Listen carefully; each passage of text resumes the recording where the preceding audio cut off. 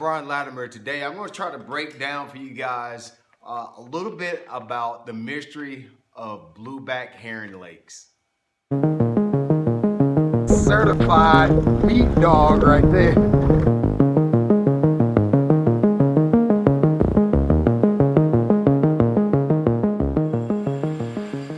So blueback herring lakes, it's a mystery, and I'm going to be straight up honest with you right here off the bat. This is going to be hard to break everything that you need to know down about blueback herring lakes, and everything I'll say will be pretty much my opinion of blueback herring lakes down into a 10 or 12 minute video. But I'm going to try to skim the surface, give you some real basic things that you need to know. If you ever find yourself fishing on a Lake Hartwell, Clark's Hill, you know, most of your blueback herring lakes are right here on the southeastern coast of the United States. That's typically where all our blueback herring lakes are. And I want to tell you a little bit about it, my experience, and how I like to approach blueback herring lakes.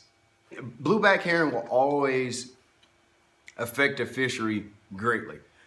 They reproduce really well. They produce a lot of eggs. So most of the lakes that have blueback herring, that is the predominant forage species in that particular lake. So most of the bass in a blueback herring lake are going to be concentrated to wherever blueback herring are at. And typically where blueback herring are, they thrive in clear, deep water. That's just where they like to be. Since it's a saltwater species, they're used to that open range, open, big water.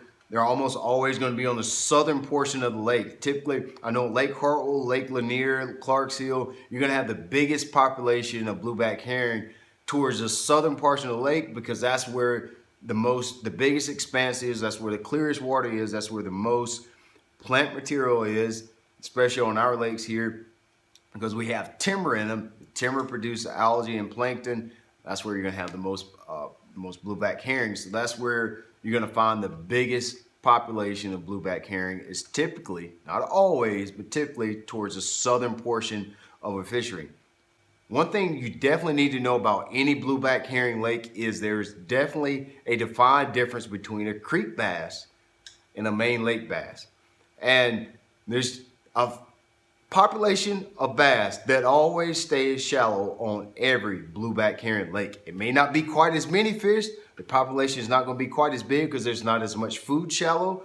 There's a population of bass that will always, they're born in a creek, they spawn in a creek, they stay in the creek all year long. They might go deeper up and down the water column during the season, but they stay in the creek all year long. They feed on shad, crawdad, and brim all year long. Typically, on our lakes, it's not quite as big of a population of bass, and that can be a problem sometimes. Now, there's also a population of bass on any and every blueback lake that I've been to that migrates to the creeks during the pre-spawn, during the fall, during the pre-spawn, winter periods, pre-spawn, and the spawn, and as soon as they're finished spawning, they go right back out to the main lake to feed on blueback herring. There's a group of fish that do that. There's also, on every blueback herring lake, there's a group of fish that lives on the main lake the entire year and do nothing but feed on blueback. It's typically spotted bass and a small portion of largemouth, most likely. There's that group of bass, they'll wait as long as they can to spawn. They're not really crazy about spawning. It's almost an inconvenience to spotted bass to spawn. They'll stay out there deep and they'll feed on blueback herring all the way through the spring. And when they absolutely have to, they'll go to a bank, to an island, to rocks on the main lake or flat areas near the main lake. They'll do the spawn, and then as soon as they drop those eggs, they head right back out to the main lake and feed on the blueback herring. So knowing that there's three groups of fish on most blueback herring lakes are going to help you find which group of fish that you want to target and hopefully make you more productive.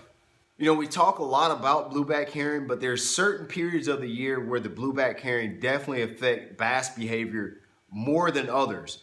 Those times being, for me, I would say blueback herring definitely affect bass behavior more during the herring spawn. So that April, May time frame is always when they affect bass behavior dramatically, and definitely during the summertime. That's why our fish move offshore. They're going to stay offshore because blueback herring is the most dominant forage species in our blueback herring lake, Lake Hartwell, Savannah River chain.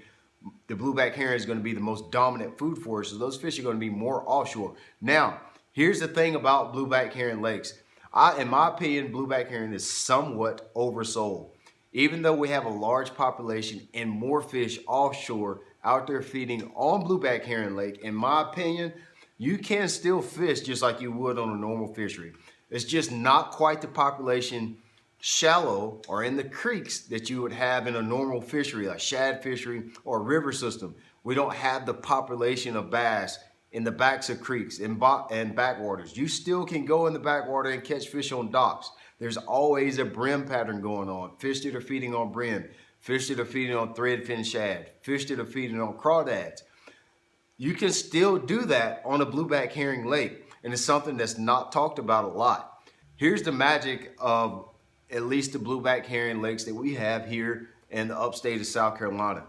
Typically, you have the fish the bass, largemouth bass, want to spawn 55, anywhere where the water gets 55 to 60 degrees, they move to the banks, and you can at least see fish. They may not actually be spawning, but 60 degrees, they're gonna go start doing their deal.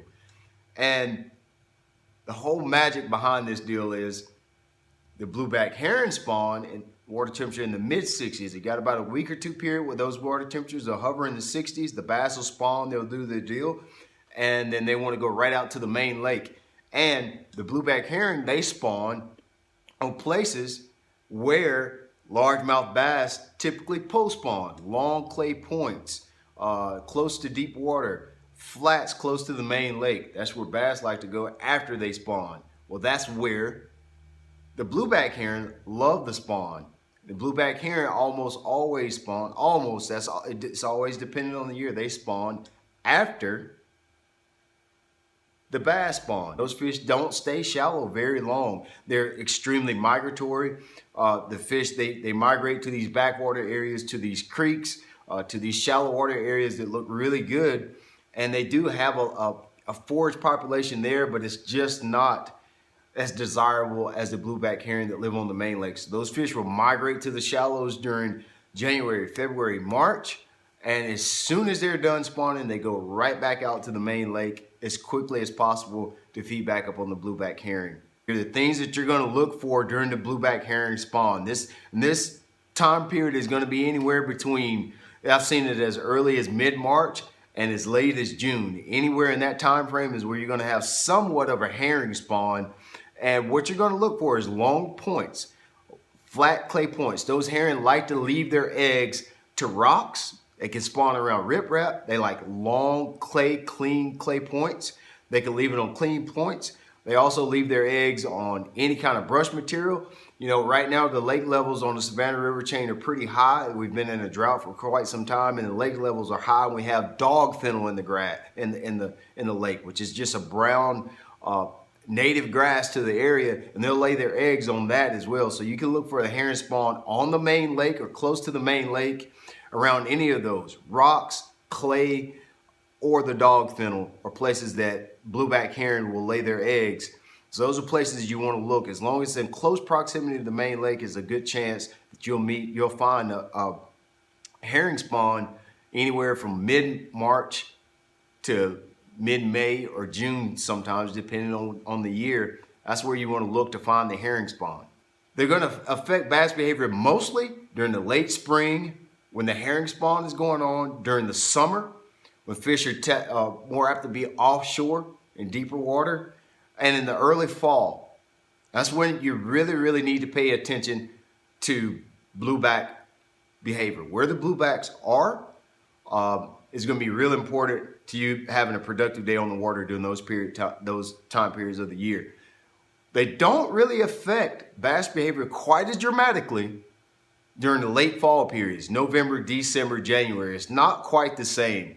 During that time period of year, in my opinion, I think fish feed just as much on threadfin shad, crawdads, and panfish. So you can go back to doing your normal stuff that you learn how to do on typical fisheries and rivers. You can flip docks. You can fish a buzzbait. You can fish a topwater. You can fish a crankbait around rocks. But during those late spring and summer periods, it's all about fishing offshore.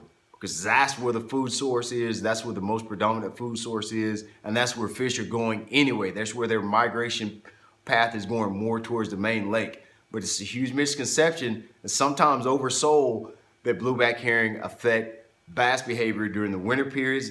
They do, but not quite as dramatically as it is during the later spring periods of the year. Always keep on hand. It's typical baits. It's not really a bait thing when you come to the Savannah River chain or any lake that has blueback herring in it. They love chrome. They like clear water.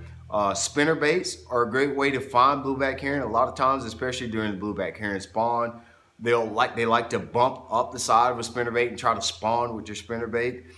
So top waters, Zara spooks, the stutter step from Bill Lewis, that's a great one. Anything in chrome, jerk baits are great. Soft and hard plastic jerk baits, and swim baits are also great. Hard and soft plastic swim baits as well. Those are baits that you're always going to want to have when you come to a blueback herring lake. You really want to concentrate on when you come to any blueback herring lake is move. You have to move. There's only a small group of fish on most areas when you're talking about a blueback herring lake, especially when you're fishing offshore. It's never going to be a big group of fish. It's never going to be a group of 100, 200 fish like they may be on the Tennessee River. You're going to have small pods of fish, 7, 10, 15, or 30 fish, which that sounds like a lot, but if you take 30 fish in a 4 or 5 acre shoal, that's not a lot of fish. So what you're going to do is you're going to move a lot. You're going to pattern on blueback herring lakes a lot more frequently than you're on typical lakes. You're not going to sit on an area, a shoal, a hump, or a timberline for a very long period of time. You're going to come up to those places, you're going to cast, you're going to catch a fish, you might catch 1, 2, 3, and then you're going to move on to another area that's just like it. Blueback herring lakes typically pattern out very well, so you want to take advantage of that and find as many of the same areas that look and set up the same so you can cycle through those areas during the period of a day. So that's a little bit about how I like to tackle blueback herring lakes. I hope that helps you guys out. If you like this video, hit that like button and subscribe. I appreciate you guys taking time to watch this video about blueback herring lakes.